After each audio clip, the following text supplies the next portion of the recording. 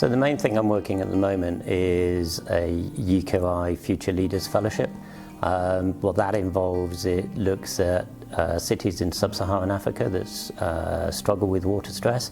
And what my research is asking is, when governments fail to supply water through pipe systems, for example, how do households cope?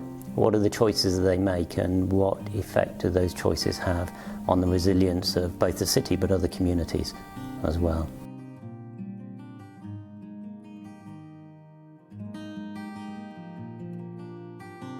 The main aims of the fellowship as a whole is about raising awareness of the challenge that the cities are facing in the supply, in dealing with precarious water supplies.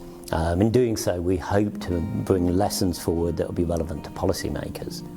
But also there's an important element in this which is about the academic research, and that's thinking about that concept of agency and how that influences the resilience of people, of communities and of places as well.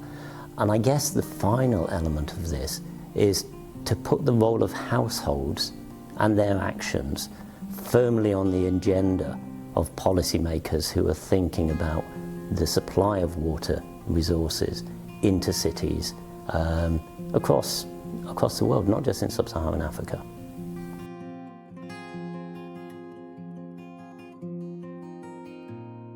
There are a number of academic outcomes that we're always looking for in terms of contributing to knowledge, papers published, for example, data that we create and collate and that we can share with others. On top of that, though, I think the outcomes may differ depending upon the city that we're working in. Some cities are already well placed for what they're doing, but in others they're struggling with some of the challenges. So, for example, at the moment in the work that we're doing in Lagos, we're thinking very much about how our work, which is the first real monitoring of groundwater quality and quantity in a city of 20 million plus people, which relies upon that groundwater fundamentally for its water supplies. An outcome would be about how does that monitoring get taken on board in the future? How do policymakers learn from that? And how do we make sure that this is a durable approach over time? Whereas in Dodoma, we're thinking about this in a different way. There, the challenge is slightly different, and what we're thinking about is how households might be involved in some of the governance of groundwater supplies, because they are fundamental to how that is being accessed and how that's being used. So I think in terms of outcomes, we're slightly flexible on some of the policy and engagement outcomes. What we're trying to do here is really engage people so that they have conversations and dialogue in this area. But of course, there's always the academic outcomes that we're looking for as well.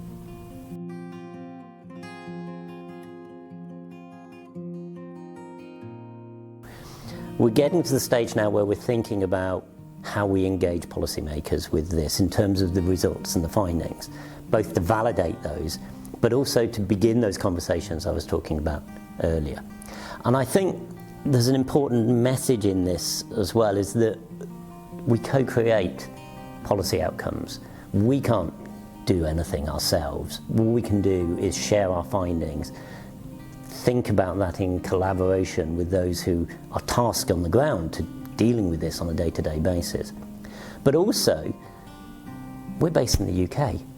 It has to be our collaborators who are taking this forward in Tanzania and in South Africa and in Nigeria. It's not the sort of thing that we can just parachute in and do. So for me, the most important part of the next steps is actually generating those next steps, beginning those conversations and enabling others to really deliver on that over the longer term.